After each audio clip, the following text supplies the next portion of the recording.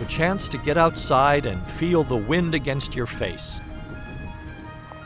To barrel down a hill or glide through the trees. To experience the dramatic blue and white of winter.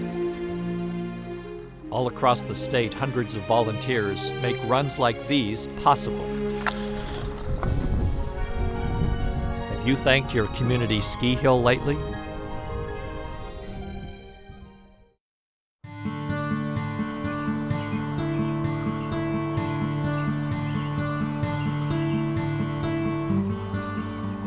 Funding for Outdoor Idaho is made possible by the Friends of Idaho Public Television, by the Laura Moore Cunningham Foundation, committed to fulfilling the Moores' legacy of helping to build the great state of Idaho, and by the Corporation for Public Broadcasting. Idaho will always have a special place in the history of downhill skiing. Sun Valley, the nation's first destination ski resort, guarantees that. But it's these community ski hills where folks first learn to love the snow. Hi, I'm Bruce Reichert, and welcome to Outdoor Idaho. We think of downhill skiing and snowboarding as individual sports, and they certainly are. But sometimes these fields of dreams require an entire community. Bogus Basin has it all. At least it's easy to believe that on a beautiful sunny day like this one. There's something here for everyone, regardless of your age or your ability. But something this perfect doesn't happen overnight.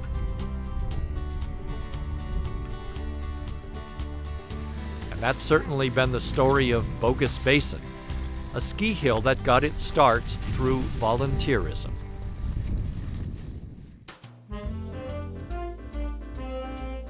A group of volunteers came together and they came up with axes and hatchets and literally cleared the ridge and the bowl.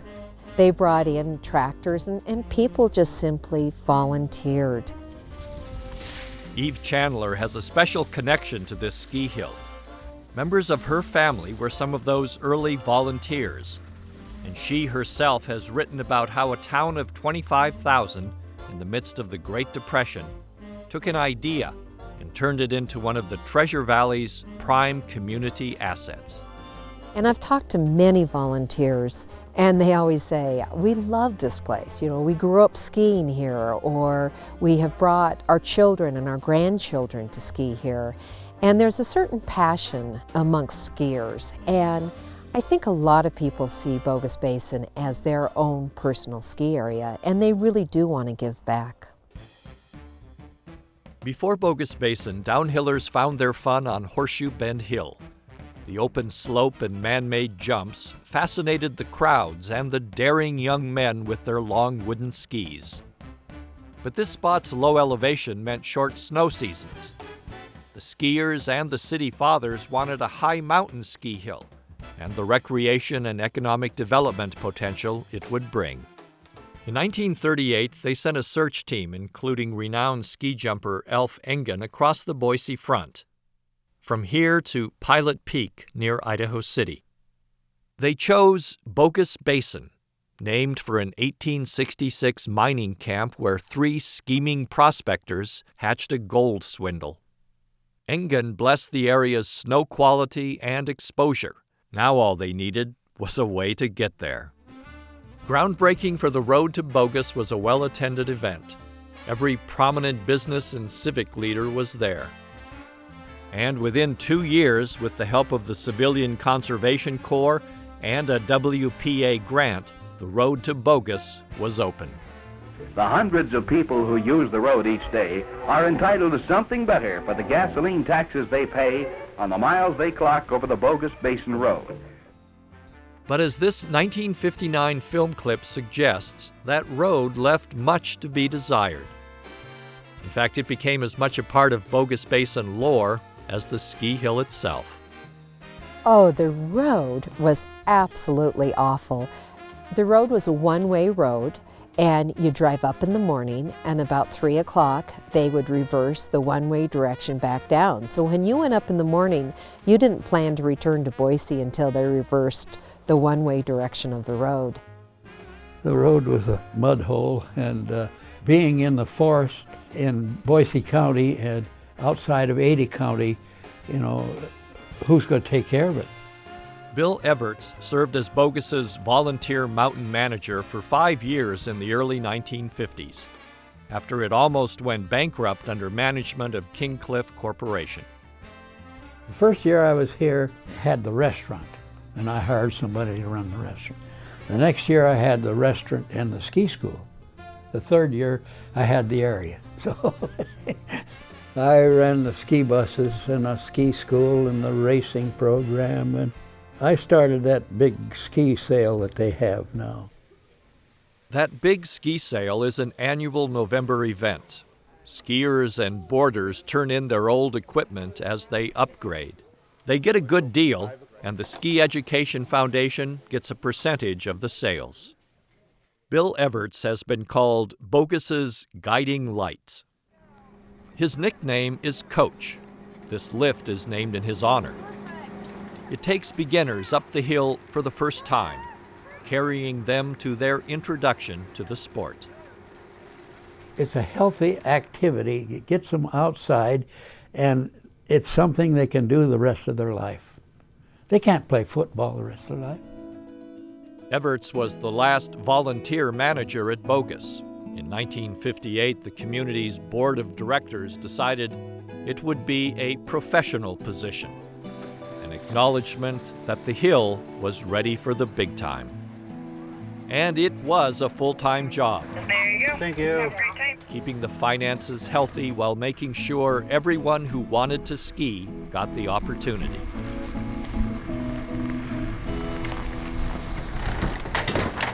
Mike Shirley is only the third paid mountain manager, after Bob Lowry and Terry Losfold.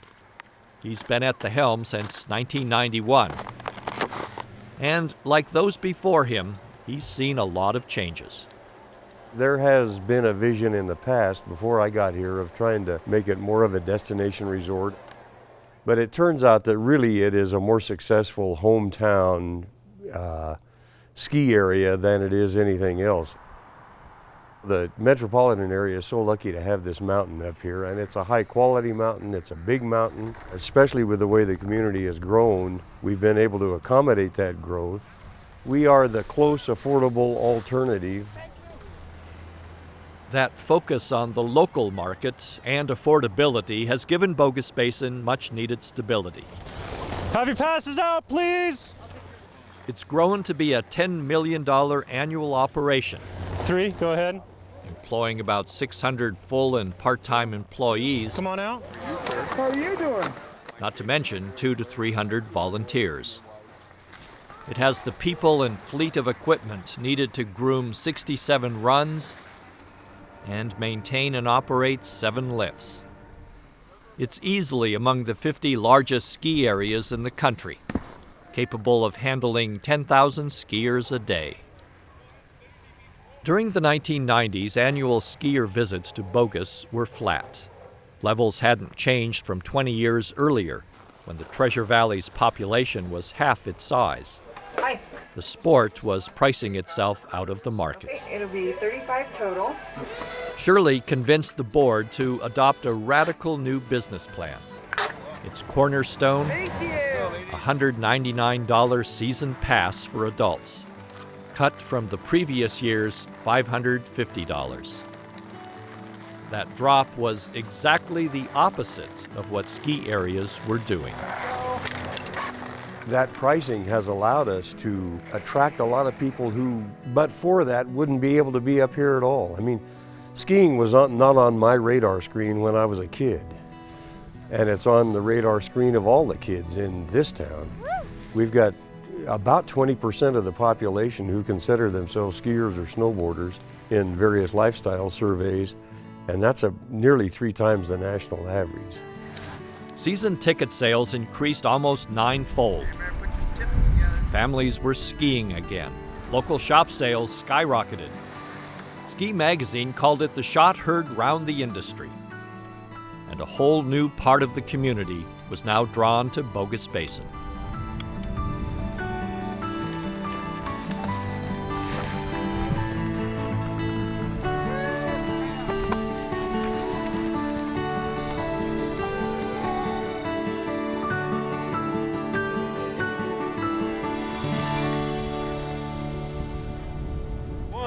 Go. Oh, you got it. Through thick and thin, some community connections remained constant.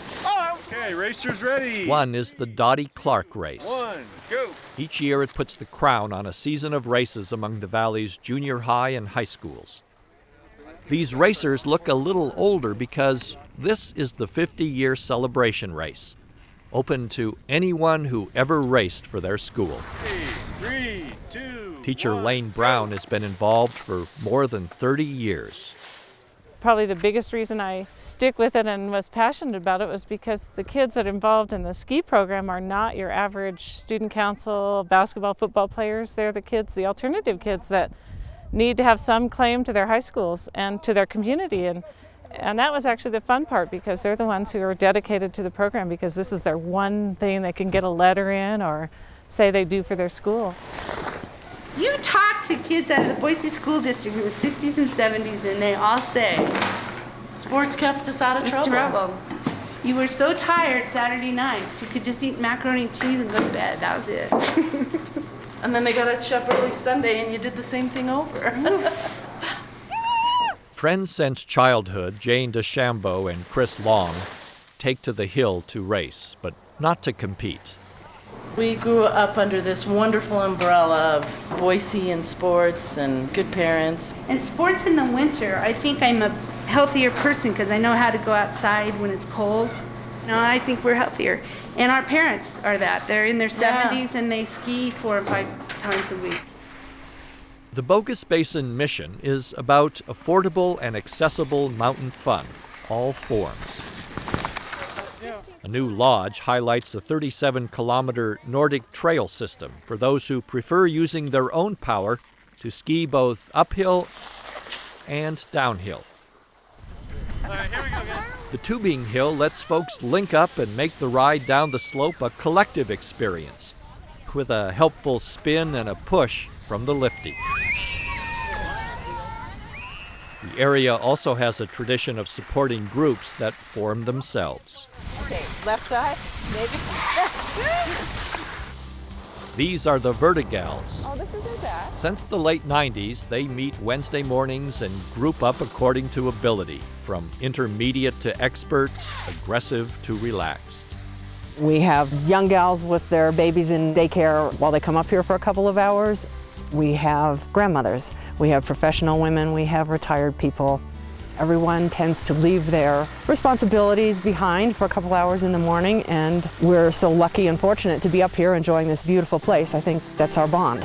We always look at each other and say, this is better than doing anything else we might be doing for this couple of hours. Okay, Craig. That couple of hours of activity in the outdoors together is what motivates this group as well. They share a certain geriatric rather than gender connection. The prime timers, mostly retirees, also make a date to meet every Wednesday, break into groups, and make runs together. Bob Greenwood is there every time he can be. Thank you.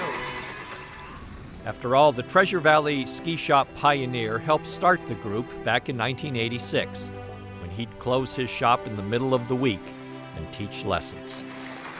I wanted to get people skiing with people, to get away from skiing by themselves, because it just isn't a good situation.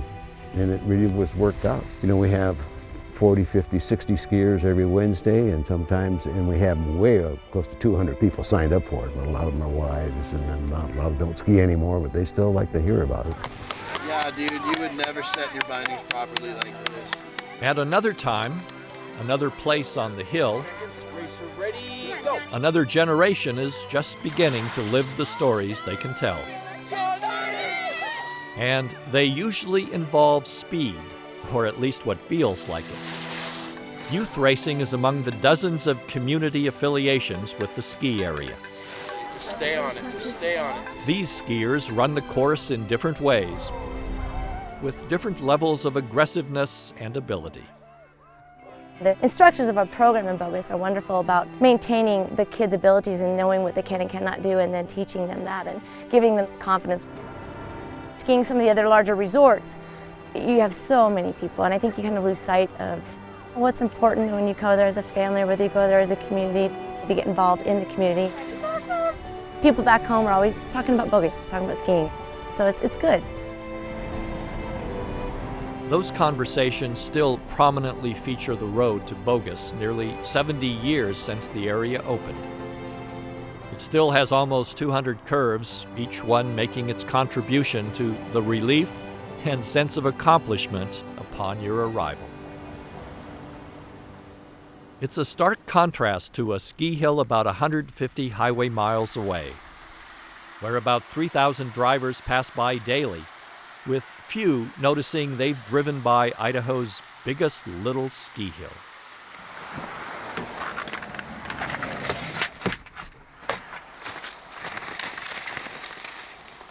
I think we knew from the time we were little kids how fortunate we were to have the little ski hill. Because we were kind of a one industry town, the mill, back then in the 1950s, and the mill owner would send one of the employees in this old bus, and they'd come by the school and pick all of his kids up. We get on the bus and go out the little ski hill, and we just go everywhere. Going everywhere led Lyle Nelson to 4 Olympics.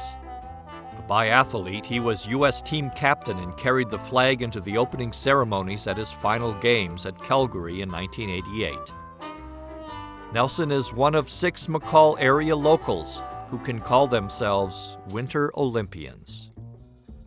And it just seemed like skiing was part of our lives. So to grow up and just ski and ski and ski was natural for me, and I'm sure the roots of that are in the little ski hill. Well, I guess it goes back as far as I can remember because I grew up out here. And my father was the head mechanic, ran all the lifts, and kept the place operating every winter. And so it was just a natural thing that this is where we would be. We'd come out here every night after school, and it was not just what our family did, but it was a community culture. Where are you guys from? Bend. Oh, Bend. One of the ways Patty Boydston Hovde keeps that culture near the center of her life is running a local sports shop with her husband. Her Olympics were at Sapporo, Japan in 1972. She ran slalom at the age of 20. It was the apex of a racing career almost as old as she. She believes having their own hill 3 miles away only partly explains how such a small community could produce 6 Olympians. We just weren't spoiled. The little hill didn't spoil us. We worked really hard, and if the lifts broke down, we hiked up. It was just something you did every day. It was part of your culture. It was part of your life. And I think that bred ski racers. The thinking was always big. Since opening in 1937, the area has hosted at least 5 national competitions. For most of its early years, a Nordic ski jump entertained and trained, driven by the principle that jumping made better racers. Not long ago, this would have been an unusual sight. The community energy that feeds the hill had flagged. But the circle did not remain broken for long. Kathy DeLuna's family is connected to the hill. Her parents started the first ski school in the early 1970s. She and her sister raced here. As a parent with her own young skiers, she joined the community board a few years ago and got the school bus program going again. The locker room she used as a youngster is boisterous once again. I think it's great. It's when I come down here on Tuesdays and Wednesdays and I see 40 or 50 kids down here and it's just crowded as crazy. I'm like, this is awesome. Little kids think they own this hill. They think it is theirs.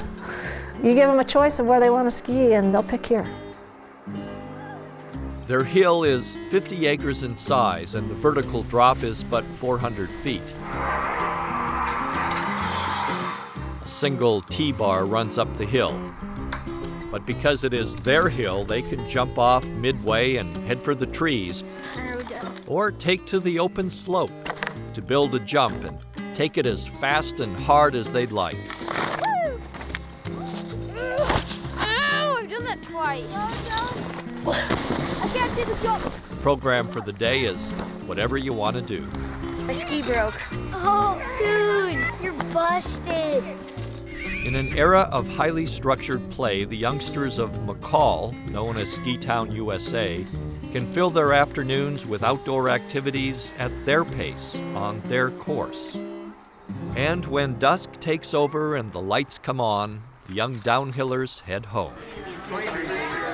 But some are back shortly, now with parents.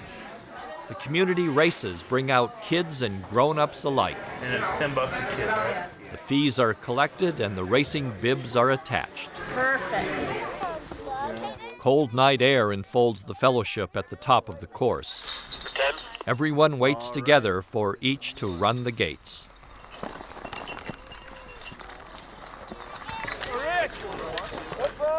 One by one, they launch into the black and white night, with only the sounds of their skis and their breathing in their ears.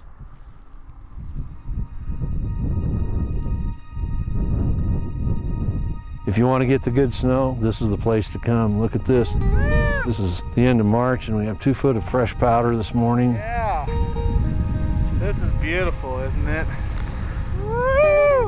Yeah. You just about could cut your own trail all day long. Up here at Palmerel, it often snows 40 feet in a year. The snow is light and dry, and usually arrives earlier than anywhere else in the state. We get a lot of it, and darn proud of it too. Palmerel's base elevation down at the lodge is at 8,000 feet, and that's actually higher than any of the other areas in Idaho start at. And we seem to catch the snow in here. The white winter landscape here is dominated by one other color, yellow, school bus yellow. They roll into the parking lot every weekday, carrying students whose hometowns stretch from Idaho Falls to Twin Falls, dipping down into the small towns of northern Utah and Nevada. The students stream off the buses, line up, and feed through the rental shop. All right. Where they get outfitted with boots, All right, there you go. skis, and poles. Out the door, up to the magic carpet. And really wiggle it in. Pull everything up, no lumps or bumps. At the center of it all is area manager Jody Burrows. Okay, stand down on the boot. Palmerel is her family's business. Her parents began running the mountain in the early 1970s. Come on, buddy, you can do it. Stand up. And Jody and her husband John have kept the focus on teaching snow sports to students. Good job. That's the reason why I'm here. These school groups and these kids that come up, and the difference that you can make in their day and in maybe their future too, because they find themselves achieving and accomplishing something that means more to them than maybe getting a bad grade on a spelling test. So it is very important. We have a good rapport with all the schools. We try to give everybody a chance at this. From first grade on, we give them the chance to have a ski lesson and a snowboard lesson, and hopefully get up the chairlift and make some turns just to see the winter environment. I always tell people, there's 11 football players and 5 basketball players, but anybody can ski, and this is a lifetime sport and something that they can take hold of and enjoy the rest of their life. You don't have to be 6'6" to be the star of the team. Everybody's the star of the team up here. With its 500 acres and 1,000 feet of vertical, Palmerel offers plenty for the locals, even if they come from far and wide. I love the area up here. I love how mostly every single time that we've been up here, it's just been blue, clear, absolutely gorgeous. We came up, it was foggy, but all of a sudden it just, just gorgeous, gorgeous weather up here. And it seems to be like that every single time we come up. Without these small areas being able to teach the skiers and snowboarders, the business would grow flat. The industry would have a problem because not everybody can afford to go to Sun Valley or Snowbird or one of those destination areas and learn how to ski and board. We make the skiers and boarders that go on to other areas.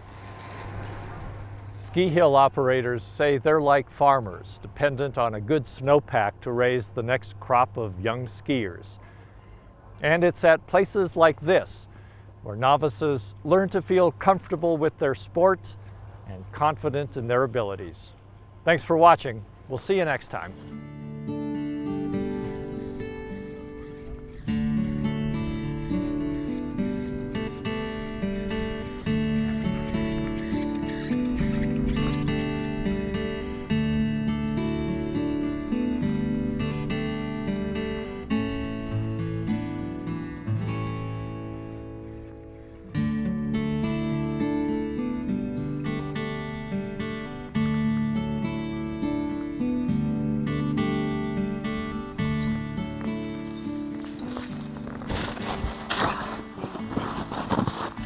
Did you get me wrecking? Funding for Outdoor Idaho is made possible by the Friends of Idaho Public Television, by the Laura Moore Cunningham Foundation, committed to fulfilling the Moore's legacy of helping to build the great state of Idaho, and by the Corporation for Public Broadcasting.